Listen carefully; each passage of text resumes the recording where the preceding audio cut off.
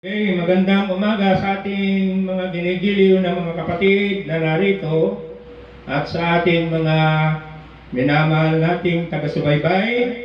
Purihin natin ang Diyos. Amen? Amen. Amen. Okay? So, magpatuloy na tayo.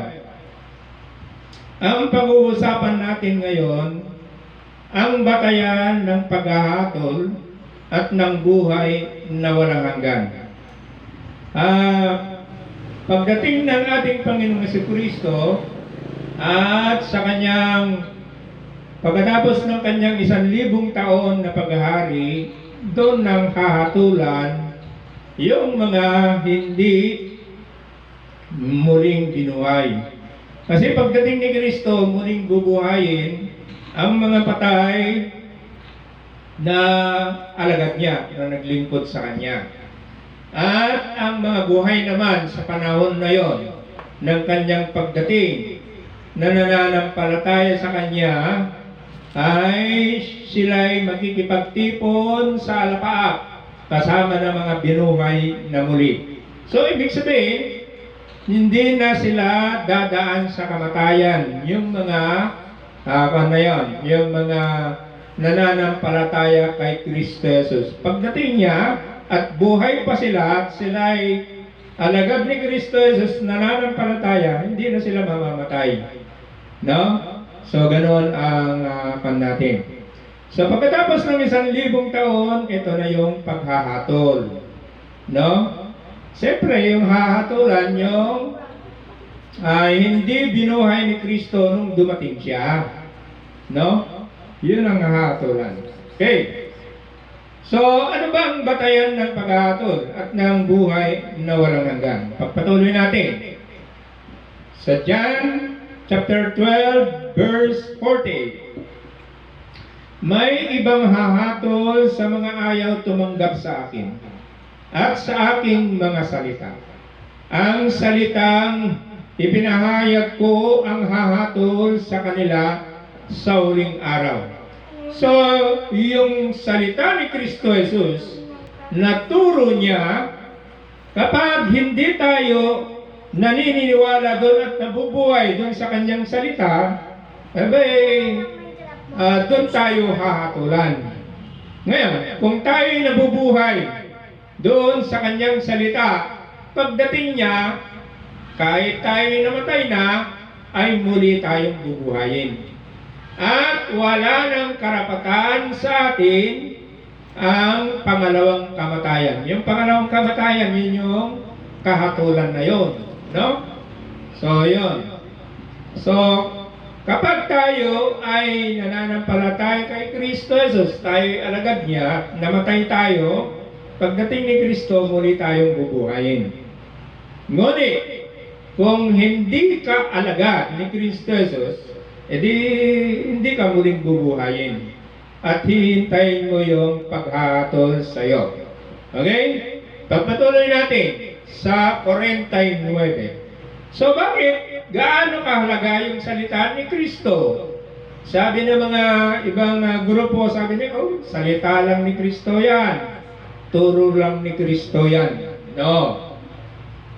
Sa 49, sabi niya, sapagkat hindi ako nagsalita nang mula sa sarili ko lamang.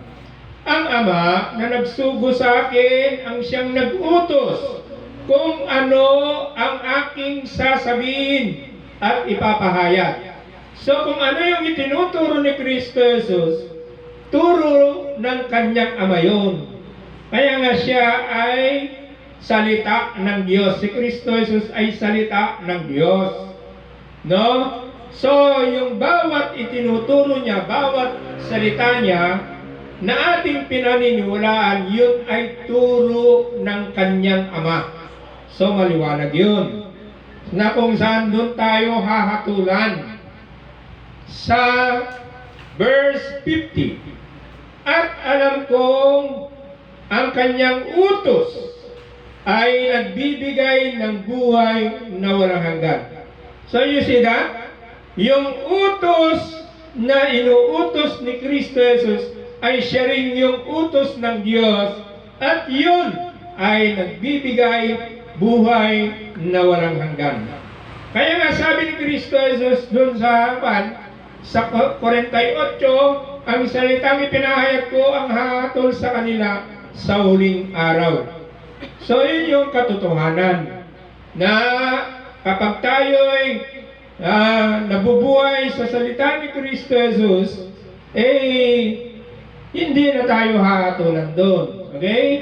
Kaya nga ang ipinapasabi ng Ama as siya kong ipinapahayag. So yun.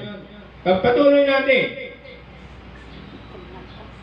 Sa John 13:17, ang sabi ng Panginoong Jesucristo, now that you know this truth, ibig sabihin, ngayon at alam na ninyo yung katotohanan, na si Kristo, yung bawat itinuturo niya o inuutos niya ay utos din ng Diyos. Kaya nga, now that you know this truth, kaya ito, alam na natin yung katotohanan. How happy you will be if you put it into practice. Ayon. Kaya tayo'y magiging mapalad, tayo'y maging masaya kung yung katotohanan o yung salita ni Kristo na siya rin yung salita ng kanyang Ama ay isinasabuhay natin. Kaya nga ulitin natin yon. Now that you know that this truth, ano yung katotohanan na yung salita ni Kristo, yung turo ni Kristo ay siya rin yung salita ng kanyang Ama. Siya rin yung turo ng kanyang Ama. Kaya nga, how happy you will be if you put it into practice. Kaya nga, ito yung ginagawa natin. Why? Because ginagawa natin yung kautosan ni Kristo. That's why we have this fellowship. Meron tayong pagtitipon. No?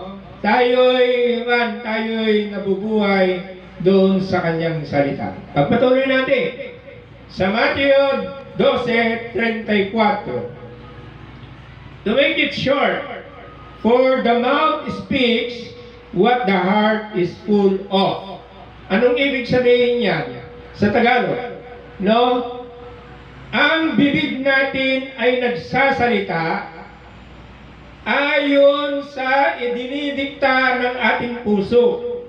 Ngayon, kung yung puso natin ay punong-puno ng kautusan ni Kristo Jesus, ay punong-puno ng salita ni Kristo Jesus, of course, bawat sinasalita natin ay salita ng ating Panginoon si Kristo. Kaya nga, yung ginagawa ko, I always speak the truth of Christ and also the truth of God. Yun ay dahil yun ay laman ng ating puso. Sana ganun din tayo mga kapatid, na yung salita ni Kristo ay siya'y umiiral sa ating puso.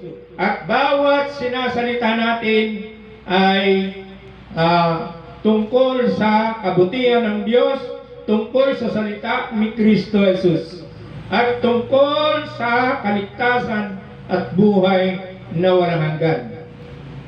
Sana bawat isa sa atin ay yung puso natin ay punong-puno ng salita ni Kristo.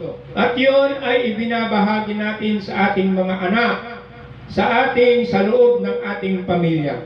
Okay? So bawat salita ng ating binibitawan sa ating mga kaibigan, sa ating sariling pamilya, no? Sa ating sariling mga anak ay tungkol sa kaligtasan at buhay na walang iba kundi yung salita ni Kristo Jesus. Amen? Amen. Amen. And God bless us all. Amen.